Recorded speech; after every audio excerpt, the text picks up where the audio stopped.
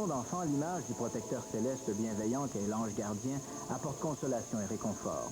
Depuis toujours, les artistes ont dépeint les anges comme de beaux esprits androgynes portant des ailes argentées et une auréole dorée. Mais les anges sont-ils simplement des icônes religieuses? Des sondages récents indiquent qu'un nombre surprenant de gens croient encore en l'existence des anges. D'après un sondage léger réalisé au Québec en 1996, 39% des répondants ont dit croire aux anges gardiens. Incidemment, ces chérubins ailés venaient en tête de liste parmi d'autres créatures mythiques, loin devant les extraterrestres et les fantômes. Devant cet engouement, faut-il s'étonner de toutes ces nouvelles publications ayant pour sujet les anges? Pour l'industrie du nouvel âge et de l'ésotérisme, le commerce des anges est apparemment devenu l'affaire des plus lucratives. Mais les anges existent-ils vraiment? C'est tout simple de regarder un ange pour moi, parfois presque aussi simple que de vous regarder. Il y a des anges qui sauvent les gens, d'autres qui les réprimandent ou qui nous avertissent des dangers. Les anges ont toujours été là. Les gens les reçoivent et les acceptent tout simplement plus ouvertement qu'ils ne le faisaient il y a 50 ans. L'intérêt pour les anges n'est pas un véritable intérêt, c'est un outil de marketing.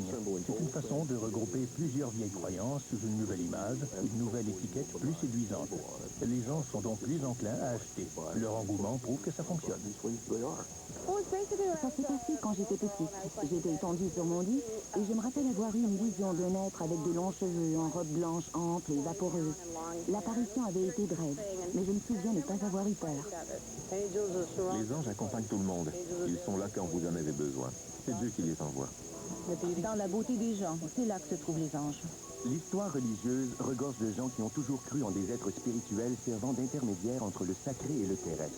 Dans les religions occidentales, les esprits bienveillants ont toujours été nommés anges en opposition aux esprits malveillants.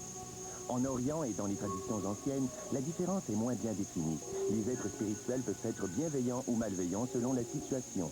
Le terme ange vient du grec angelos, équivalent du mot hébreu malok, qui signifie messager. Ainsi, les anges sont littéralement des messagers célestes envoyés par Dieu pour nous révéler le but et la destinée de l'homme. L'ange est porteur de bonnes nouvelles, comme dans les récits de Noël. L'ange vient avec ses bonnes nouvelles, et la première est qu'il est un messager de Dieu. Je crois vraiment qu'ils sont des messagers de Dieu. Et je crois aussi qu'ils se manifestent de différentes façons selon le cas. Phyllis Benjamin est directrice de l'International Fortean Organization. Je crois qu'ils se manifestent de façon à se faire comprendre des gens auxquels ils apparaissent. Partout dans le monde, nous retrouvons plusieurs appellations pour désigner le même phénomène. L'idée que nous nous faisons des anges est très similaire à celle du bodhisattva dans la religion bouddhiste. Le révérend Canon Geddes McGregor est l'auteur de Angels, Ministers of Grace. Bodhisattva signifie en fait petit Bouddha. Il a la possibilité de devenir immédiatement un Bouddha, mais il y renonce pour aider le genre humain. Ce travail d'entraide est typique du bouddhisme.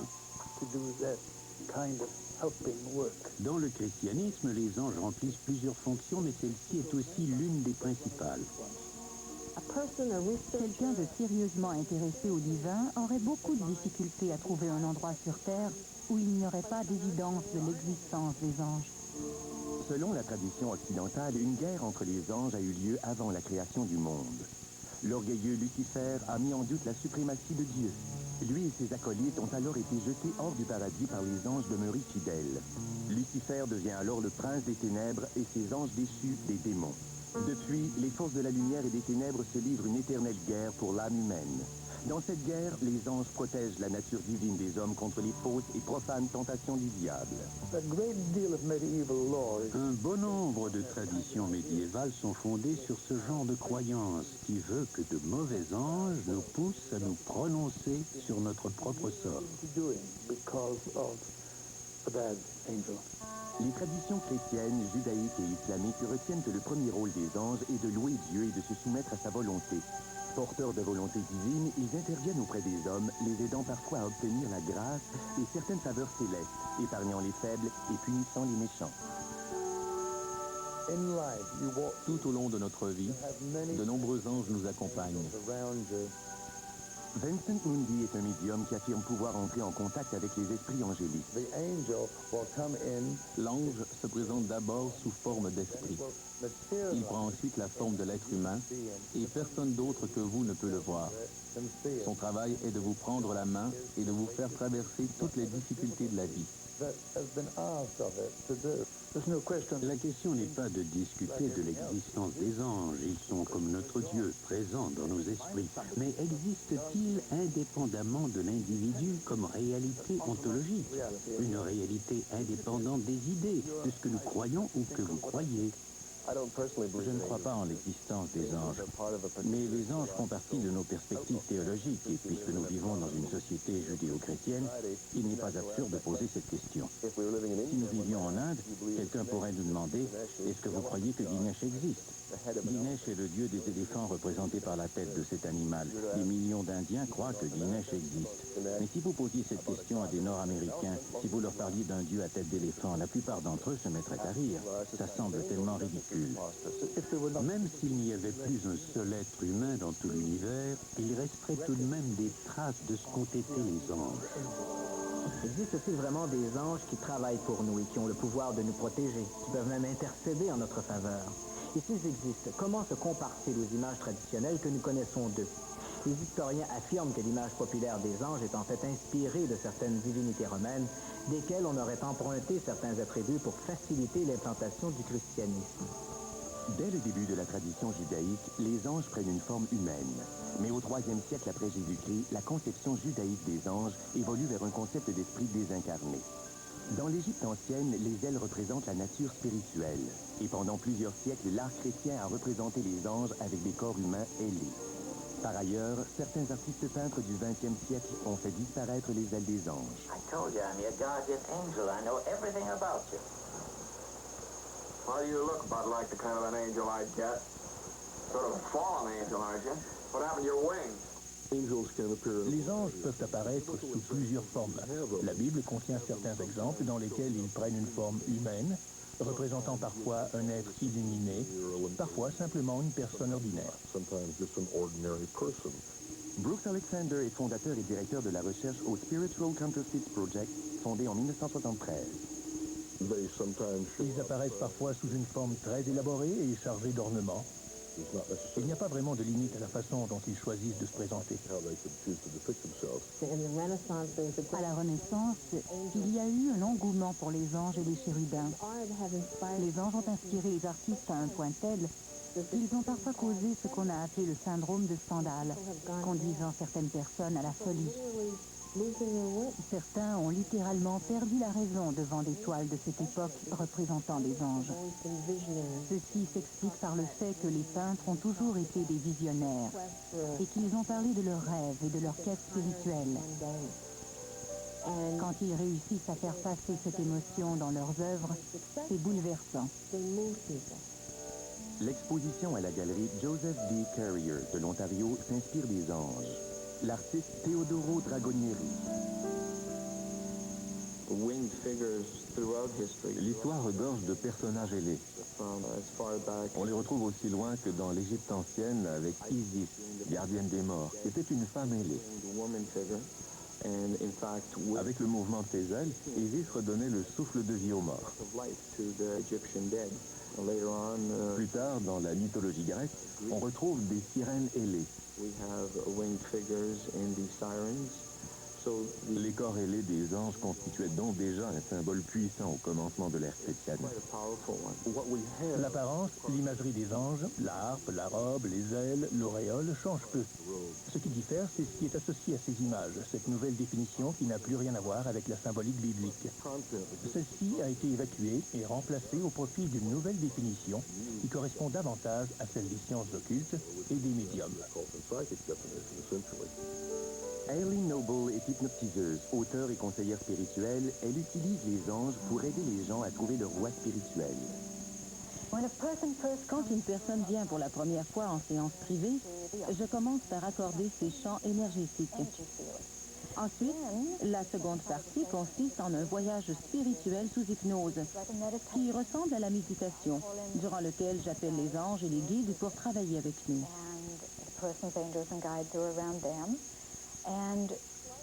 Je demande aussi aux anges et aux guides de la personne d'intervenir.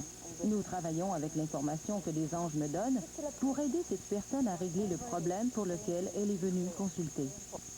Vous avez des guides tout autour de vous. Vous avez des guides ici et là, et vous avez un ange magnifique au-dessus de vous. Je peux vous dire que l'archange Michel est juste au-dessus de vous en ce moment. Il veille sur vous comme il le fait toujours. Mais aujourd'hui, il est avec vous parce que vous voulez aider les gens à accéder à un niveau de conscience supérieur, en lien avec la spiritualité, avec certaines informations et avec le travail que vous faites en ce moment. Lorsque je reçois une personne en consultation, les guides et les anges se présentent sous différentes formes. Les archanges sont généralement comme vous les imaginez, comme ils sont représentés dans la littérature et la Bible. Leurs ailes sont largement déployées, d'une très grande envergure. Les archanges mesurent habituellement entre 3 et 4 mètres. Parfois, ils atteignent 15 mètres de haut. Ils sont magnifiques. Ensuite, d'autres anges se manifestent, souvent des femmes, parfois des hommes, et ils sont plus petits. Vous décrivez le médium comme quelqu'un qui voit des anges. Je contredirais cela sans hésiter. Car on ne peut pas voir un ange. Ce n'est pas le verbe approprié. C'est comme dire j'ai vu un bel oratorio. On ne peut pas parler de cette façon quand on parle d'une rencontre avec un ange. La peintre Carol Belize se prévaut d'un lien médiumnique avec les anges. Une relation personnelle entretenue avec l'archange Michel joue un rôle très important dans sa vie et dans son art. J'ai développé un lien très étroit avec Saint-Michel. Je sens sa présence et son énergie et je sais que je peux lui demander de m'aider pour guérir d'une maladie.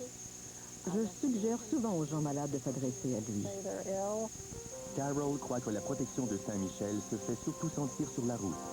Vous conduisez depuis 45 minutes ou 1 heure et soudain vous vous réveillez en vous disant « J'ai failli manquer le virage, je n'étais même pas consciente d'être en train de conduire ma voiture. » Vous vous sentez terrorisé et vous vous demandez ce qui ne va pas.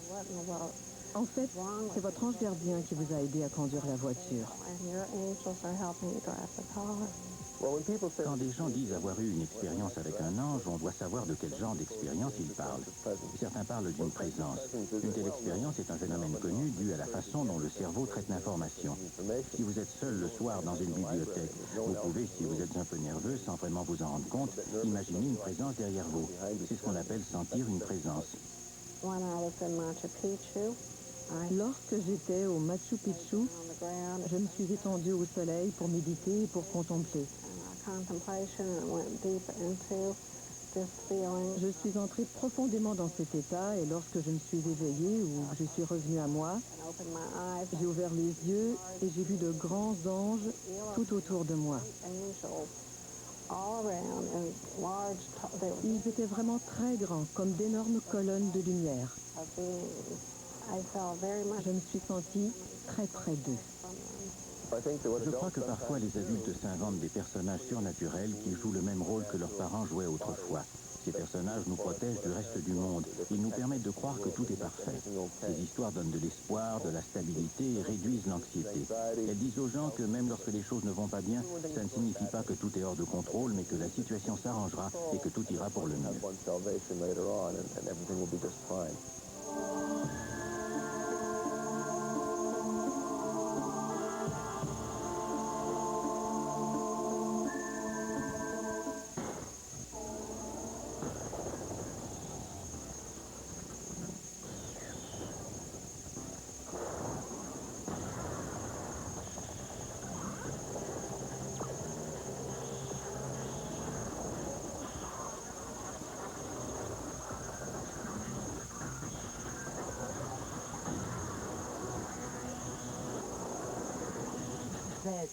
La télé,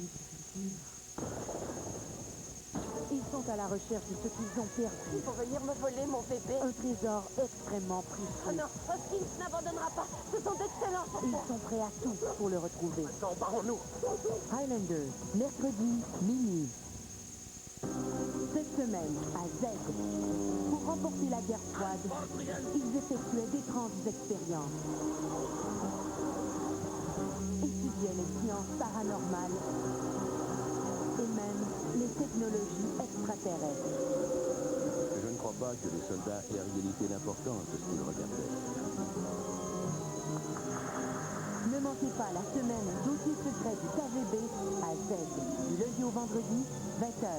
La philosophie du moi est une secte complète. La philosophie du moi, c'est l'art de focaliser sur notre bonheur. Elle a sa doctrine, son gourou. Tant que vous n'aurez pas exterminé ces mauvais souvenirs, vous véhiculerez des ondes négatives. Des disciples dévoués. Roland, vous avez l'air d'avoir des pensées négatives. C'est Martine. Pitié, ne soyez pas sombre. Inscrivez-vous dès maintenant. Vous avez lu le livre que ce fou vous a donné. C'est une enquête, Franck. Ne soyez pas si sombre. Millennium, jeudi, minuit. L'Enterprise, au cube. Jean-Luc Picard, au cube. Star Trek, au cube.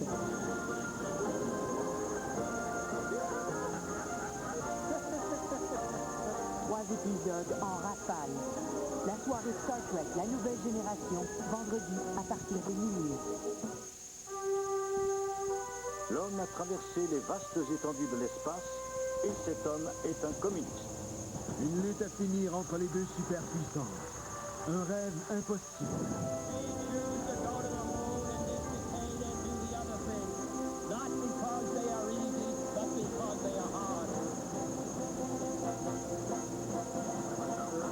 Tom Hanks présente Destination Lune, mardi 21h. Les enfants rentrent à l'école. Vous recommencez à être surchargé de travail.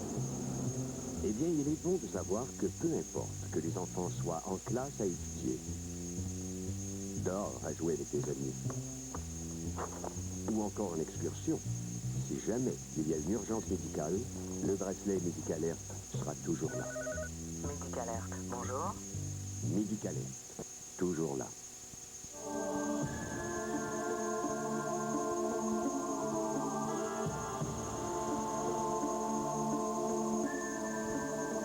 Pour les croyants, l'existence des anges est une réalité. Mais au-delà de la foi, existe-t-il des preuves tangibles de l'existence des anges? Comment peut-on croire à des êtres impalpables? Dans son livre Enquête sur l'existence des anges, le reporter Pierre Jovanovic a colligé des dizaines de témoignages de gens affirmant avoir été sauvés in extremis par une petite voix intérieure qui les aurait avertis d'un danger imminent. Était-ce la voix d'un ange gardien ou une prémonition? Laissez-moi vous donner une explication scientifique. Nous, êtres humains, sommes la vie physique intelligente. On doit voir les anges comme la vie spirituelle intelligente. L'astrophysicien Hugh Ross croit que la physique quantique définit un univers dans lequel Dieu et les anges peuvent et peut-être même doivent exister. Les êtres humains sont intelligents mais confinés à la matière, au temps, à l'énergie et aux mesures de longueur, de largeur et de hauteur. Les anges sont eux aussi des êtres intelligents mais ne sont pas confinés comme nous dans ce concept espace-temps. Ils peuvent y entrer mais n'y sont pas enfermés. C'est une question, je suppose, de spiritualité personnelle. Encore une fois, il n'y a pas de preuve de l'existence des anges, mais il n'y a pas de preuve du contraire. Quelle sorte de preuve peut-on apporter? Je crois que la responsabilité de trouver des preuves incombe à la personne qui croit en leur existence.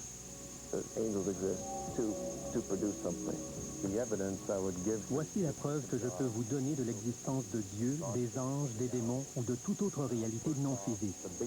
D'abord, la théorie du Big Bang et celle de la relativité. Pour résumer rapidement, en 1929, Edmund Hubble a démontré que les galaxies prenaient de l'expansion, s'éloignant les unes des autres, exactement comme l'équation d'Einstein le prédisait. En constatant ces résultats, Einstein a conclu que son équation était juste. C'est donc dire que l'univers est fini et qu'il a un début. Il doit exister une force supérieure responsable de l'existence de l'univers. Et si Dieu est capable de créer l'univers, Qu'est-ce qui l'empêche de créer des êtres qui vivent comme lui, dans une réalité non physique? Nous devons admettre que cela est au moins scientifiquement possible. Si nous voulons prouver scientifiquement l'existence des anges, il est légitime de se demander si on pourrait le faire avec les licornes. D'un point de vue scientifique, nous n'avons aucune preuve de leur existence. Comment prouver que les licornes existent? Et si quelqu'un affirme en avoir vu une, nous voudrons suivre ses traces. Mais s'il n'y a pas de traces, les gens pourront dire que les licornes ne laissent pas de traces. Il ne faut pas les confondre avec les vaches ou les moutons puisqu'elles sont différentes. C'est la même chose avec les anges. Si des miracles se produisaient et que des anges en étaient responsables, on se demanderait comment c'est possible. On se pencherait alors sur la question. L'hypothèse des anges pourrait être retenue, étudiée. En ce moment, les déclarations sur l'existence des anges ne peuvent être prises au sérieux car elles ne sont soumises à aucune recherche scientifique rigoureuse. J'évolue dans le monde des esprits depuis ma naissance. Vincent Mundi affirme pouvoir entrer en contact avec les anges. Il entre ici en contact avec un esprit qu'il nomme Khan. Many times, people from all of this earth plane Plusieurs personnes ont demandé de rencontrer et d'échanger avec les anges. Ils font partie de notre univers.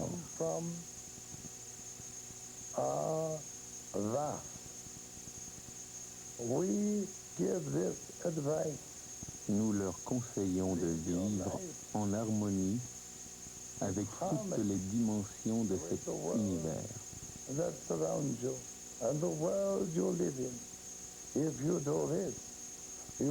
Ceux qui vivent de cette façon font ce qui leur a été demandé. Khan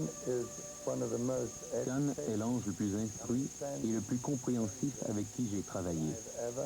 Je prends beaucoup de plaisir à le rencontrer, à le voir et à croire en lui. Je crois que tout le monde a besoin de croire en quelque chose.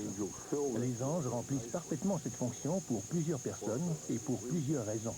Ils sont de plus en plus populaires parce qu'ils rendent le surnaturel plus accessible, plus familier.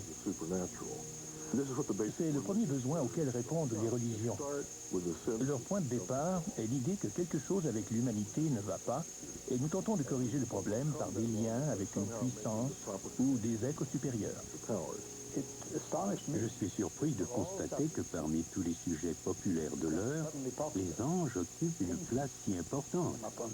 D'autant plus que l'intérêt ne vient pas des gens de l'Église, mais des gens ordinaires, des étudiants intelligents.